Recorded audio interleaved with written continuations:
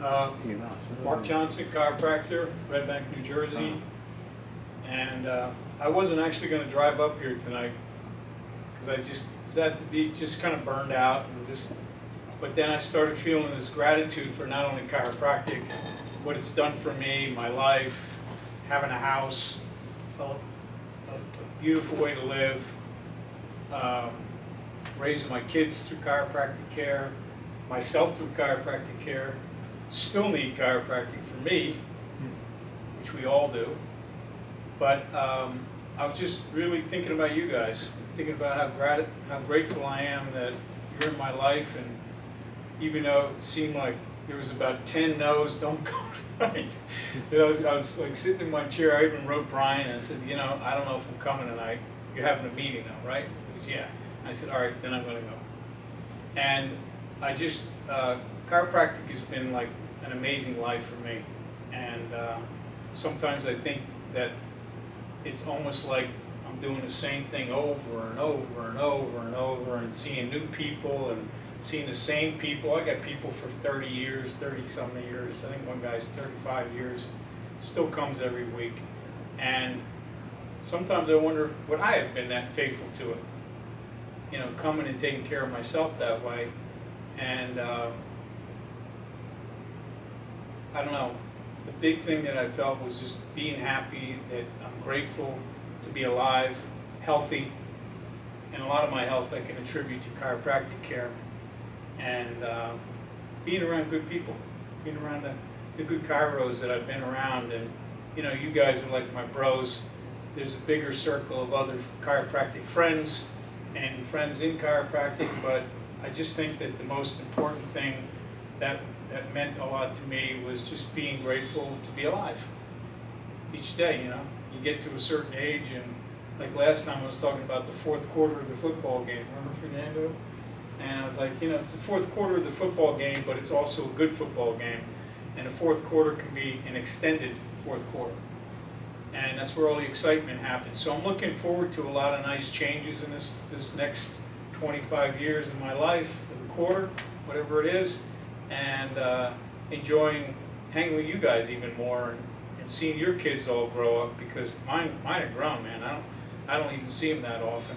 But anyway, that's all I really wanted to say was thank you, God, thank you, chiropractic, thank you guys, and Brian for continuing the meetings.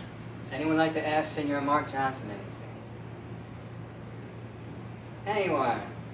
Come on, man. The flow is open. Fernando's got something steaming there. No, I He's got an eyelid up. Bob White. In all the years that you've been taking care of people with chiropractic, is there one that really sticks out in mind that surprised you, like how much their function change or their life change? Many, but not just one.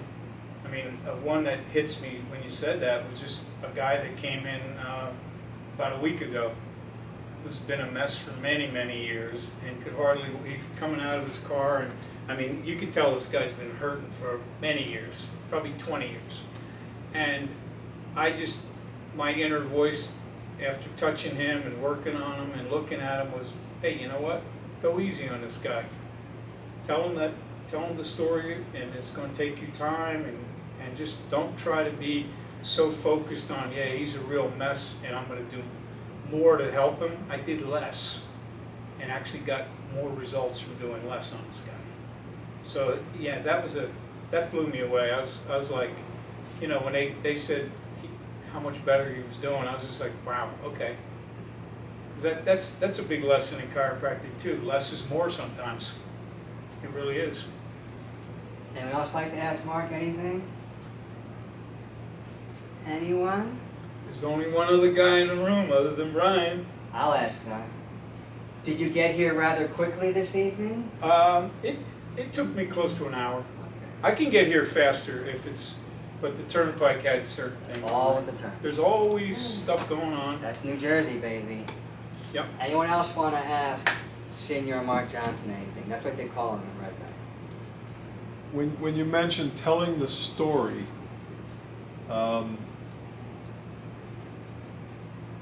how do I say this into a question? I find it interesting how as chiropractors we say we're telling people a story. So what we do, is that a story, like a fictional story, or is it like a story based on nonfiction? I think it's both. You know, because Reggie used to exaggerate everything, like 100 times or 1,000 times to get his point across. And I think sometimes we need to do that too, to let people know how powerful it really is, just by our intent and things like that we do. But sometimes I feel like I'm just beat, tired, and don't even want to adjust people that day, and you get great results. It's not us. It's coming through us, and chiropractic's amazing, really is. It's an amazing thing, as you know. And even when you expect that things aren't even going the way they're going, I turn around 10 years later and I go, hey, you know what? I'm really grateful to be here and still being able to do chiropractic, because I can't think of anything more exciting really to do. I'm trying to, because I'm thinking you got to have time to fill it. If you're thinking of taking more time to do things for yourself or travel, it's like, what do you want to do to make it exciting? So it's we're in a beautiful field, especially right now, I think, for all of us. All right, Senor Mark. Thank you, brother. Excellent. The floor is open for whoever would like to come up. We got Sura here. Is Sura here? That's her right there. Hey, Sura, I didn't see your picture. Babwa and sit over here. Hi. Watton, Brooklyn, New York, and Queens. Funny you said you have somebody who 35 years. I'm 35 years of receiving chiropractic. That's when I started getting chiropractic, was 35 years ago, and it's funny, like I don't feel like I need to be disciplined or motivated to do it. I just get it and do it, and then I'm providing that to other people. And but I think it gets to the point almost like where you're a fish swimming in the water, and like it just seems so natural, and you just get to the point, like, for me, not you, me, that I kind of take it for granted. But I really shouldn't just take it for granted. You know. What else I want to say? I've been really working on looking to eat more local, local food, locally grown, and it's been a challenge. Where are you, Queens? Yeah, but it's just funny. I'm in work the other day, and one of the people I work with was offering me a kiwi, and I said, thanks for the offer. I said, I'm trying not to eat kiwis. And they're like, really? Why is that? And I said, well, it's grown in another totally environment, and it's really suited for you to be eating that there instead of here. But then I'm also thinking, okay, the environment or local, is that just an illusion? Because everything is one, right? But then there's the part where our relationship to the sun, the environment, is definitely different frequencies, and the environments are different. So I'm just looking to be more suited to the environment, being connected more to the sun, the earth, where I'm at, and the food that's growing there. Trying to do it. I think that's it. Anyone like to ask Senor Bob anything? Anyone? Yeah, why would you feel like the kiwi, just because it's grown somewhere else? Well, it's also that supposedly it causes chaos in the body, because your body is expecting things that you're going to be able to forage and hunt in your environment. If there was no planes and ships, would we be eating kiwis here in New York? We just have the technology and the capability of sending kiwis, I don't know how many miles it would be, right, from New Zealand or wherever the hell it comes from. Yeah, so it's like you normally would be eating a kiwi. Anyone else like to ask Senor Bob anything? Anyone? So, Yes, comments. how you been doing with your eating local? Where are you getting it from? You growing food in the park or something? I went to the Union Square Farmers Market Sure. last week, and so I'm going through the fair there, or the market, and I'm looking. I particularly want organic, I Yeah. don't want sprayed stuff. So like I'm going to booth after booth. I'm like I don't see their little organic thing going on, and then finally I see one booth. And so I'm like, okay, so I'll get all that stuff. So I did. I got a bunch of stuff, and I don't know if the guy was overcharging me. I don't know what he was doing, because he's like just putting on the scale and just putting numbers in. It's like I don't know if it was just off the top of his head. How much can I sucker this guy for? Because I just, with what I got, what I walked away with, I was like, but it tasted great though. Like I was eating like beets that were juicy and sweet.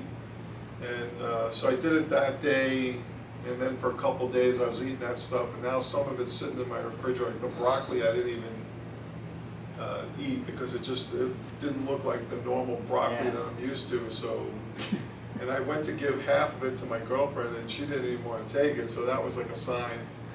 I was like, if she's not wanting that, there must be something up with that broccoli. It looked kind of whacked. Senor Fernando. The beets are sweet. Beets are sweet and juicy. Were you just eating raw? I was eating them raw. Yeah, that's right. That's the issue. Yeah.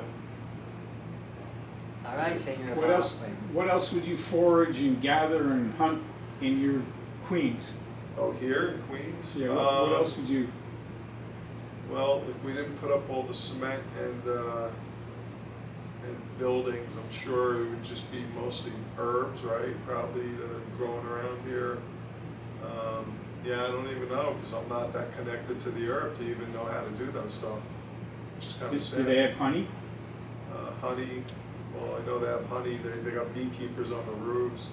Cool. Yeah. All right, very good. Bob has a good It's video a good about start. putting this thing over your mattress for grounding. It is good. I made a video? No, you sent it to me. Oh, okay. I liked it. It's a good video. I've been using it. Anyone else want to come up? Don Fernando.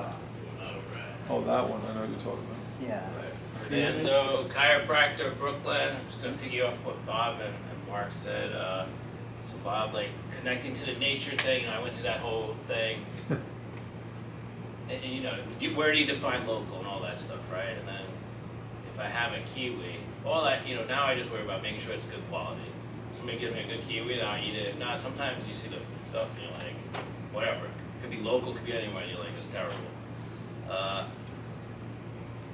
But I guess and you were talking about the story. I guess in the story we talk chiropractic is connected to something. We say innate, but then we also talk about like the universal intelligence, something beyond nature. And that was a big point of Pasquale, is how we need to connect to something beyond nature to get us out of this mess. We're in nature right now. Sometimes I think, what is nature? And I go, I'm in Brooklyn by the expressway with a house in Pennsylvania, and I see these, what do you call them? We call them water bugs, I don't know what else you call them, those big roaches in my basement. I'm like, there's the nature I have here, those things look like prehistoric, right? You've seen those. Anyway, Mark was talking about stuff that I was kind of thinking about when I was coming over here about like the practice of chiropractic. I've just been thinking about it lately, You worry about stuff going on in your office or whatnot, but for me lately, I've been seeing the vertebral column more clearly. Just almost now it's been 20 years. I guess I'm guessing we've all had this experience. But if you had asked me 2 years out of school, how's chiropractic? I'm just figuring it out. And if you ask me today, I go, I'm figuring out some stuff. I feel like I'm always you can ask me anytime and I'd be like, I'm just figuring out this little area in my head, like whatever, how long it took me to figure out what's going on with this, what's going on with an elbow. Like I couldn't figure out the elbow. But but seeing that vertebral column more and just focusing on that and probably looking less at extremities and stuff and getting good results that way. With the time thing in life, I'm down in my basement and I'm looking like, what's my next project? What am I gonna do? And I have all these books down there. Well, first of all, I got rid of my bed. Many of you guys know I had a flooding down there.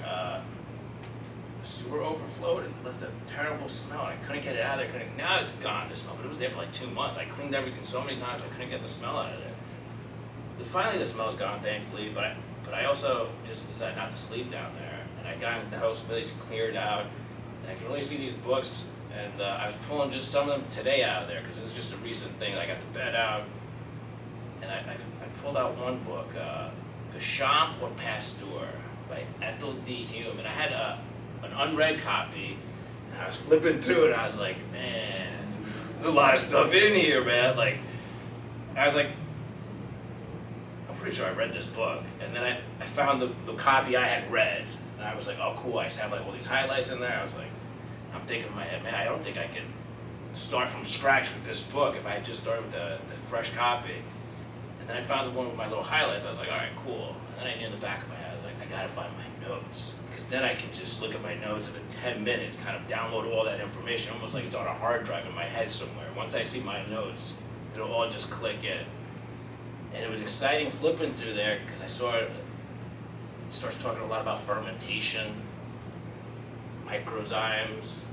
And I remember this stuff being like obscure, and I was like, oh man, I have to break my head on this again. And then I was just like looking again, it was talking about fermentation. And I was like, wait a second, I've been doing a lot of fermentation. Actually, like 2 weeks ago, I was gonna send people a picture. I looked over, and I had my beet kvass that I had made. I made Hugo and helped me, and just with a few beets, I made, I don't know, maybe 8 or 9 gallons of this stuff. And the gallon, it looks pretty. Then we had made sauerkraut, I had yogurt going, I had sourdough bread. And this is like the culmination of all these efforts, now that I've been spending 3 days in Pennsylvania, of me really getting in the kitchen. Like, this is the stuff I've always, not always wanted to do, but for the last 10 years going, man, if I had the time, and now since I've been there, I was like, I got the time, these things are so easy. I did them. Am I running out of time? 30 seconds. And anyway, I'm excited about the fermentation and looking into all that, because at the end of the day, kind of like when I discovered Pasquale, I'm going, people have to know this stuff, right? Like, there's always experts, they gotta all know this stuff. Like, I don't need to know this stuff. And then you realize, man, nobody knows this stuff. I guess I have to learn this stuff.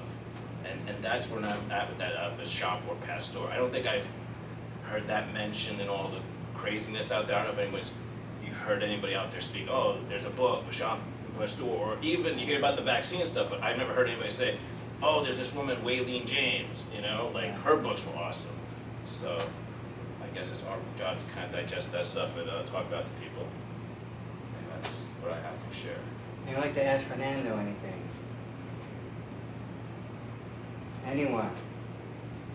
Why do you think the fermentation thing's so important to you?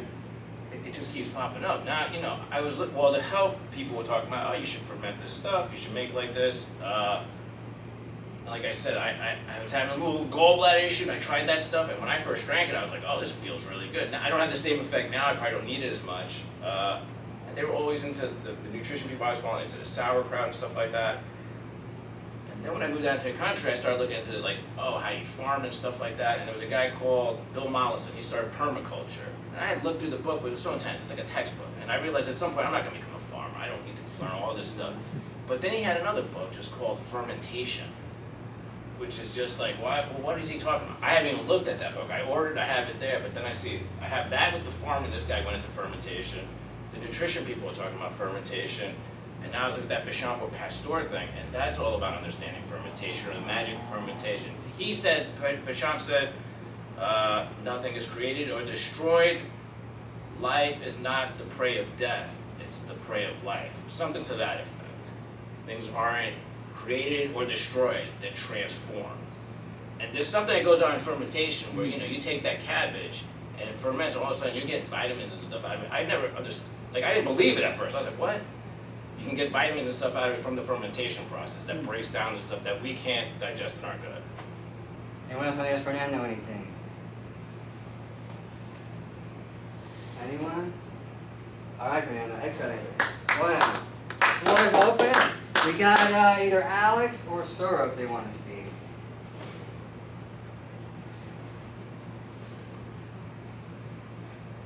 Either one of you like to speak? Can you hear it? I don't know. One more time, Alex. Are you there? And Sura, are you there? Yeah, I'm there. I don't want to speak though. Okay. How long we can hear you? Talking about the film. What about Alex? I'm here, but I Grounding don't have sheet? anything to share. Okay then. All right. So by default,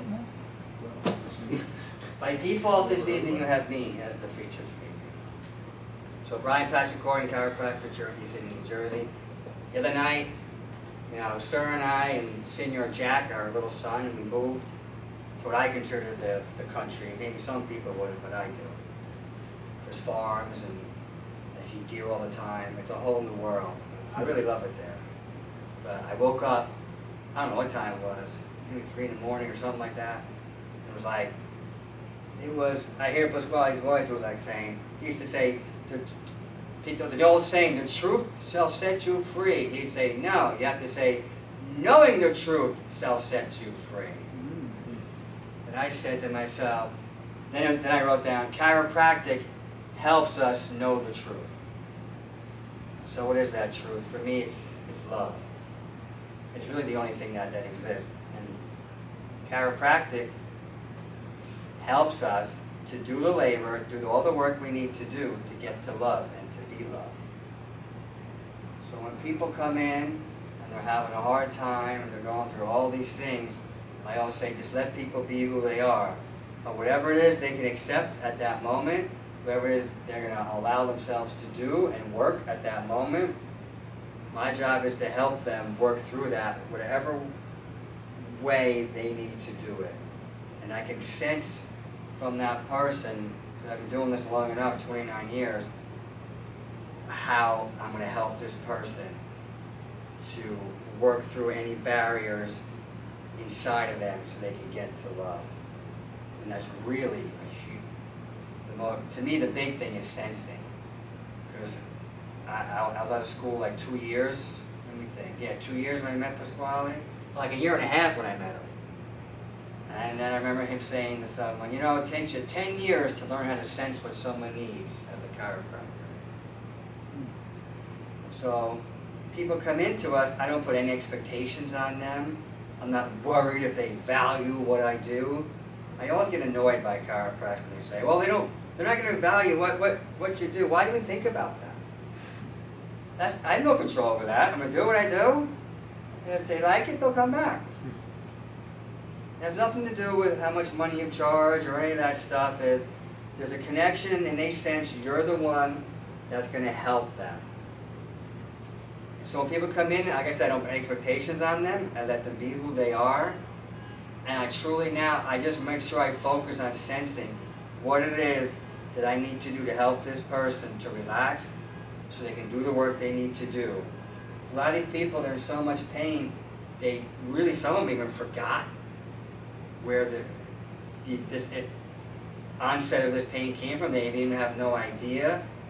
But as they come in, they keep coming in, then things come back to them. Oh yeah, this and this happened, this and this happened, forgot about that, the emotional thing, or something, their trauma they felt. All these things come up to them. But now, the reason why it's coming up, they're able to process it. And because they're able to process these things and face them and see what they are, and see what they need to do, then they realize all these pains start to go away. All these wacky symptoms, whatever you want to call it, this disease, that disease, this symptom, that symptom, condition, whatever it is, I don't focus on that. I just know this person,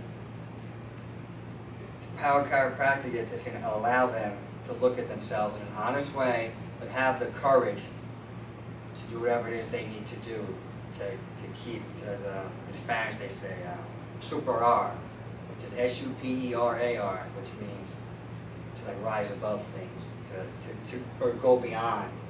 And for a lot of people, that's not even a thought in their head when they first come in. They're just so focused on that they can't get out of this. It reminds me of a story. This is, I don't know how many years ago. 12, 13, 14, 15 years ago, whatever it was. This young lady came in. She was in a lot of pain. I remember she on the table, and she had a huge release. And she got up, and she ran over to the corner, and she kneeled down, and she just held herself, and she was crying.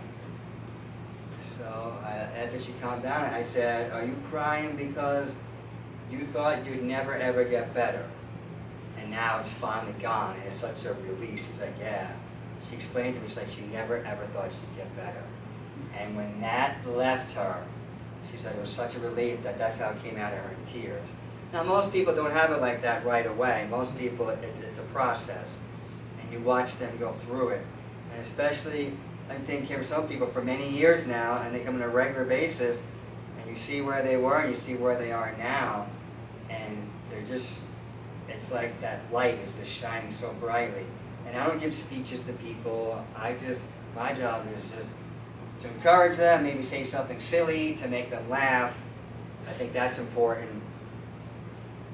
And I'm just going to leave it at that. So, knowing the truth shall set you free, and chiropractic helps you know the truth, which will set you free. So that's all I want to say. Go ahead.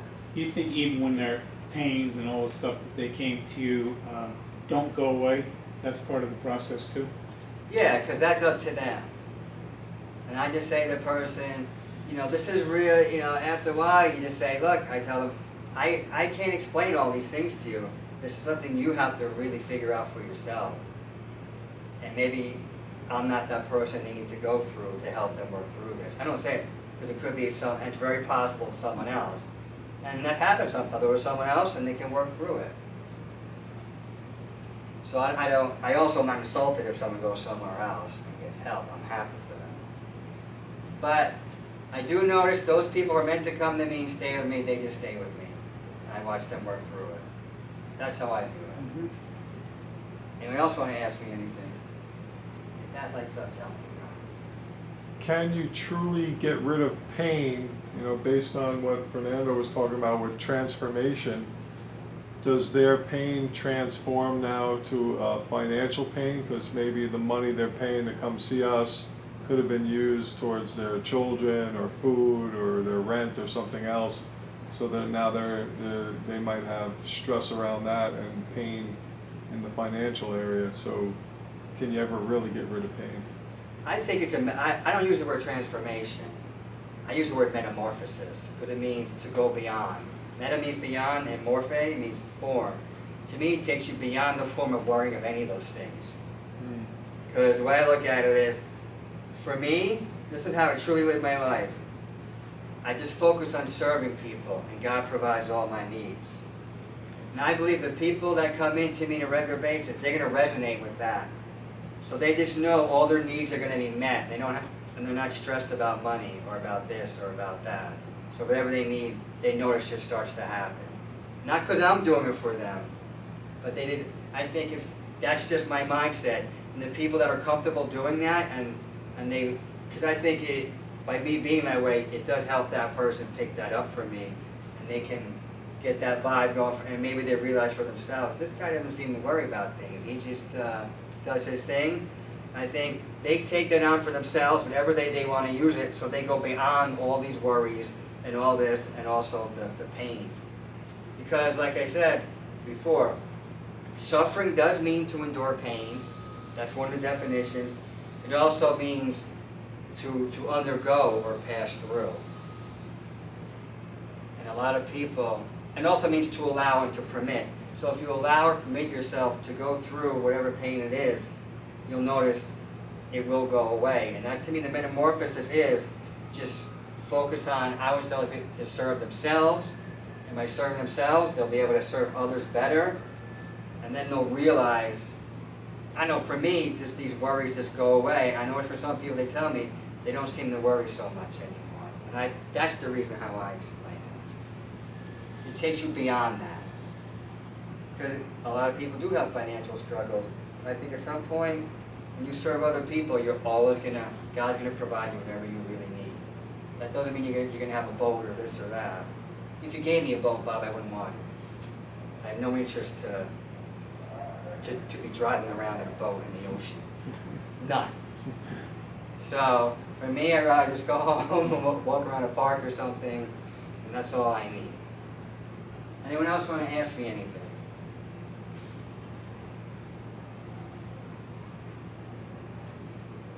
Anyone? Fernando. You never had a good time on a boat? I have, I just don't want to own one. Oh. Well, I would go on one, but I definitely don't want to own one. Well, I can tell you, it's a lot of work to own a boat. Gotta get out of the water. It's a lot of work. Would you like to drive somebody else's boat if they gave you the opportunity? Maybe if we were really deep, I know I wouldn't hit anything. Yeah, I would. But I wouldn't go fast. But, you know, what Mark was saying, the time when, this place where the world is right now, it's so beautiful for chiropractors to step in and help people. Just to focus on that love. Because Mark and I, our friend Lorna Byrne, this little Irish lady, we both met her. Her first book's called Angels in My Hair, and there's one line in that book that I always think about. It says, all people need to know is that they're loved. And I think when people go to a chiropractor who's there to serve them, they can sense that that chiropractor loves them. And that alone, Bob, will help them get past a lot of anxieties or worries. Just that alone. And that's powerful. And how many chiropractors are focused on that? Well, the ones that do, they're going to notice some really beautiful things for themselves. You don't need, well, I don't want to get into this stuff. Just focus on serving people. Anyone else want to ask anything? Does Jackie run me around the country? He is. Jack, Solo. no, he doesn't, there's woods behind the house. So when I say woods, it's about, I don't know, maybe 100 feet. I think there's a park behind our property, but I don't know where I am. I'm going to find out. Looks But like a horse farm. he's afraid to go back there. He called it spooky. You gotta find out. You gotta find out. And he goes, it's very buggy. But it is that those streams back there. That looks Yeah. like a horse farm behind you. Yeah, I think I'm going to drive behind the property tomorrow. I find out how to get over there, and I'm going to see what's going on. Back there. I'll give Well, you you a phone. never walked through that little. I did, but I don't. All I see is a big barn, but I think it's a park. I don't think it's someone's property. So I want to find that out. Anyone else want to ask me anything?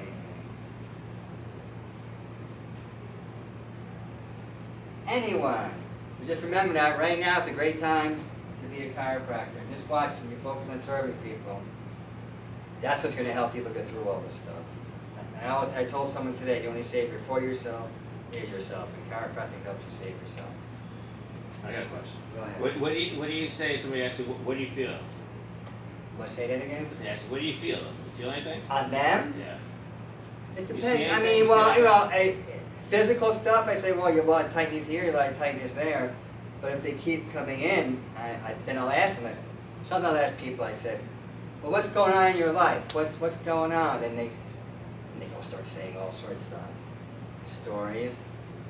It's all right. I said, I just ask people, sometimes I ask, do you see yourself getting out of the situation? Do you see yourself going beyond where you are right now? Some say no. I say, well, that's the way I think. I say, if you're coming here, that's the way I think of things. And some come back and some do. So that's how I handle it. Anyone else? All right, thank you, everyone. We